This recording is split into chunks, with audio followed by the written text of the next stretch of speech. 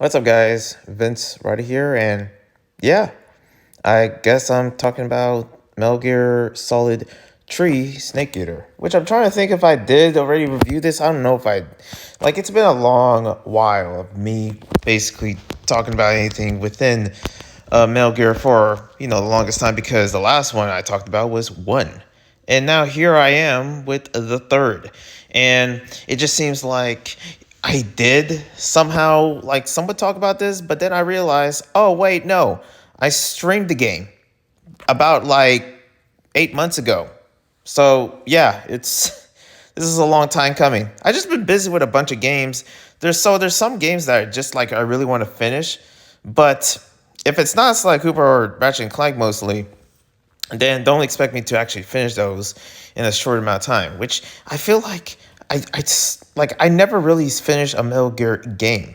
Have I played them? Yes, but never really finished it or really thinking of like finishing it because a lot of times I just get into these there's some commitments issues that I have within Metal Gear Solid of any sorts.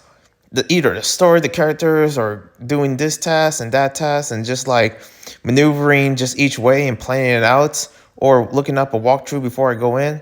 Yeah, I will admit I did a lot of those, but pretty much I kind of like try my best within this game, even though like there is a lot of like stuff that I feel like could have been qualified for this interview, but I mean not interview, this interview. What the heck? What is the interview? Review because literally it took me a while to finish this game. I will admit, and it's a lot to hold in. It's a pretty big boy. It's a big boy that I am, playing this for this longest amount of time, but I don't know. I just really took my time within this game, and I'm trying to really match and trying to level like how I feel about the game. What are my thoughts? Because that's basically what this video is. It is in so for just finishing it, just like I even finished it like a few days ago. So yeah, that's how late I am, to be honest. But who really cares about that? What did I think about the game itself? Now, what I will say is that, yeah, I can definitely see how this game is like, in some cases, emotional, but also a perfect masterpiece of like what, Hideo Kojima really pretty much how he established himself as like the ultimate like author for games like this because it showcased the emotions just like the first game in the PS1, and also it really adds a lot of big backstory to who Snake is. Now, I was recommended of this game. The thing is that I wasn't supposed to finish Metal Gear Solid 1, or what is it? Solid Snake. If anything, I was supposed to actually, finish this one before I finished the first one that is on the PS1. But since the PS1 is a bit more shorter than this one, and I kind of did, play PS1 first until I was I was basically noted that you have to actually finish Metal Gear Solid 3 first before you go into the other games. And now, as I follow the map, it tells me I have to finish the next game after this is freaking Metal Gear Solid 4 on the PS3. And I'm like, crap, how am I gonna get like that game is like, listen, for any PS3 game, it's too big for any emulator that I'm holding. So that's gonna have to wait. I'm sorry. Like that's a big boy. Okay? That's not gonna it's not gonna roll easy as I wanted to have, but we'll just have to wait and see because right now I really want to play Metal Gear Solid 2. Sons of Liberty, basically. I really want to play the second Metal Gear Solid of the franchise. And I'm not even sure if I should, if it's gonna spoil some things for the, because here's the thing. A lot of the Metal Gear Solid, they're like I really want the chronology, damn it, I want the story path of all these games combined, in order.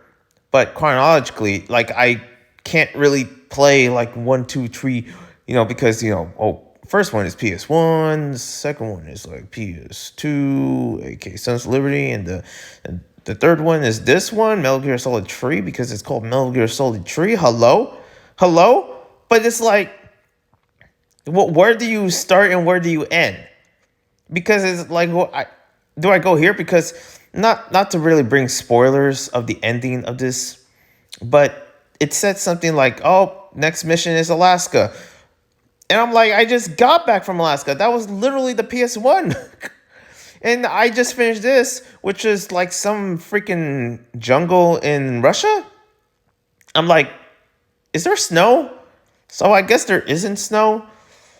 But for whatever reason, we're in Russia and it's just like a jungle forest, but there's no snow. And almost easily you could have told me, like, yeah, we're in like Colombia or whatever. But we're not.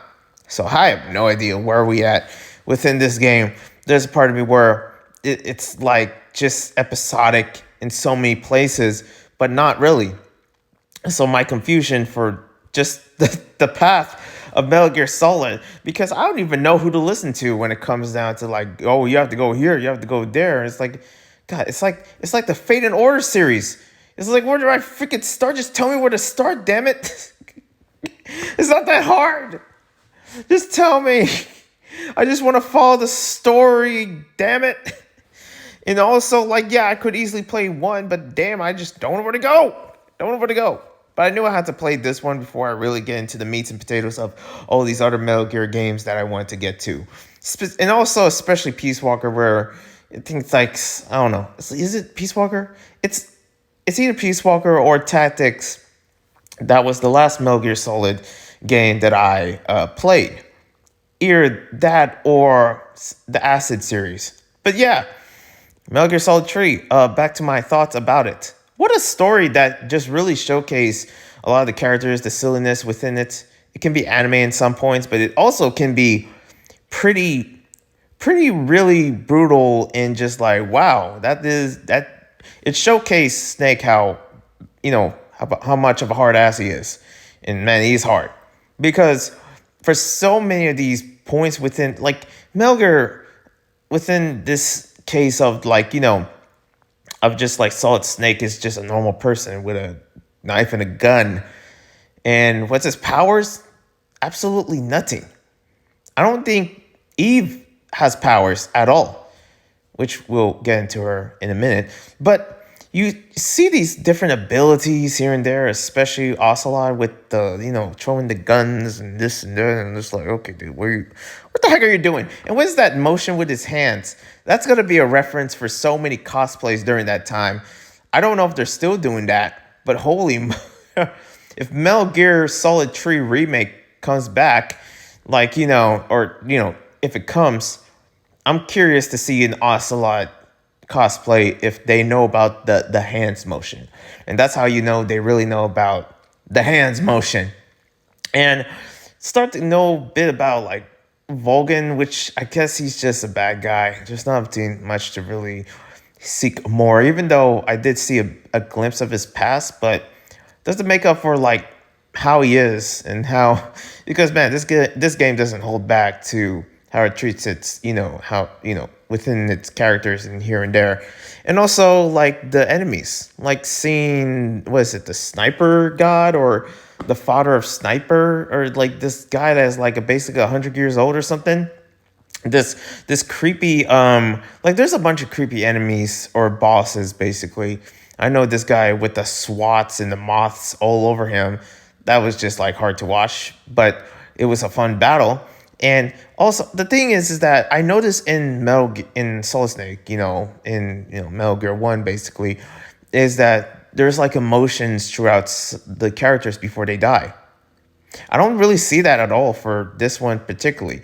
And it's not really a bad thing. It's not a criticism at all. It's like I just notice it. I noticed in Metal Gear Solid 3, like when you attack the enemies, like that's just it for them. I feel like we could have gone something a bit more from the father of Sniper, but it seems like he did, and pretty much just like the way he dies is like quite interesting as well.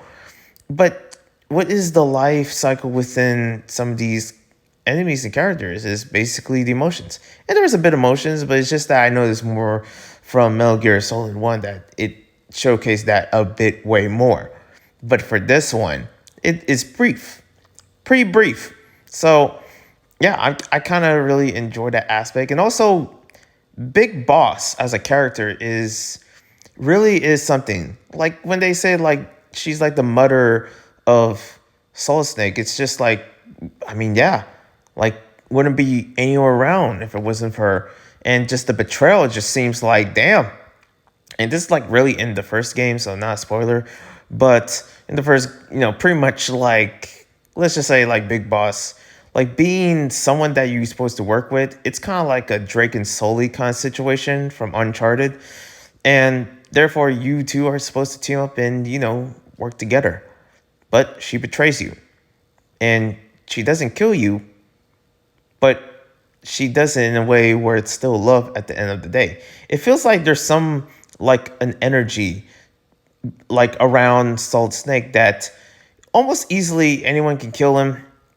And I get this is the idea of him being a main character, but there is this mystery of like, why would you want him alive? Like, it's kind of like, people that are coming after uh Solid Snake and just like wanting him dead, but it sort of never goes in that because there's still that care, even though he kind of is like the way see Solid Snake is that quick and blunt about like how he bestows his relationship. He's silly in some cases, not really like I'm talking about the most meanest like dry humor, but overall like pretty serious guy and really doesn't like butt in like whoever betrays him, stuff like that is treated different.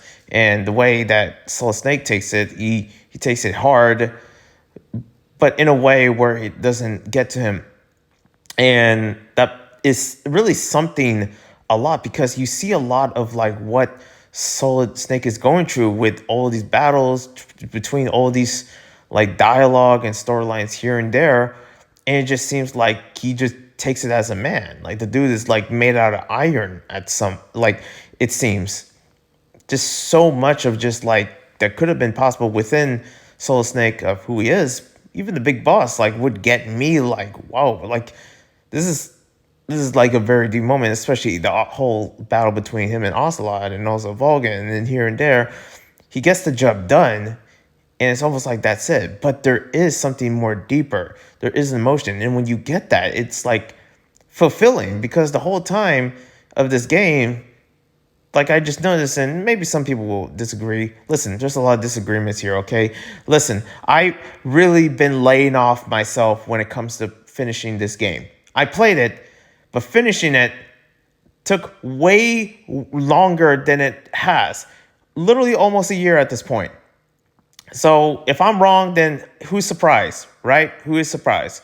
But I want to say this is that for Solid Snake as a character is pretty unique. Like just how he handles himself pretty well within these other characters, but also how he holds himself together between all the storylines. I never really felt much between Eve and also Solid Snake. I always get this feeling that Eve is like going to betray Solid Snake in a sense, and just like how like the job was done between the just calling in within the responder and calling in like the British like announcer that pretty much like helps out Snake in a sense, and also you hear from the others as well. There's like some humor in here and there, but there's also just like a good amount of humanization and just like cariness. Like the British announcer, and I forget his actual name, but like he basically is looking out for Snake. The same way that Eve is, the same way that in some cases, weirdly, and this is not a spoiler, Ocelot is, strangely. And you just kind of see this ongoing care for Snake in like the most strangest moments, but just good enough for actually following up to the story. And the soundtrack was good, like especially entering in like that James Bond style soundtrack in the intro went well. And also the part where Solid Snake just climbs up on on the ladder all the way up to the mountains to get to Volgan, like was just like a very artistic direction that Hideo Kojima had. Hideo really had fun making this game within this landscape, and not only like fun to play as Snake within the stealths and that, the missions that Snake goes into, but also just as a character sense, as like, the emotions and the mental battles that goes into a lot of these characters. And it seems like there's so much more mystery within like what I seen throughout this game. Overall, I had a good time. It's a lot of memories, and I like playing games specifically, like, especially this playing on the PS2. Like, I love that nostalgia, that like remembrance, that layer that I missed out in my life, where now seeing it, I can understand and appreciate it. Especially for most games that I'm not really into this, but when it comes down to, Metal Gear Solid, it's like something that I guess in some cases speak to me. Anyways, thank you guys for watching. This is just my thoughts about it. There's not a lot I can really give at the moment, but when I close off this video, there's got to be some stuff where I'm like, damn, I forgot to talk about this. You know what I mean? And it is what it is. But what I will say is like, man, that story, like, the reason, like how Snake got his like eye patch and stuff like that, and just the amounts of moments where Snake does what he does and achieves, like, yep, I guess that's how we gotta do it. It's a fun and not an easy game, but rewarding for the most part, because I have to say, like, this is kind of like one of my favorite PS2 series longest time, because there's just so much to seek that I haven't seen for all my life. I'll see you when I see you. One love and peace, and God bless.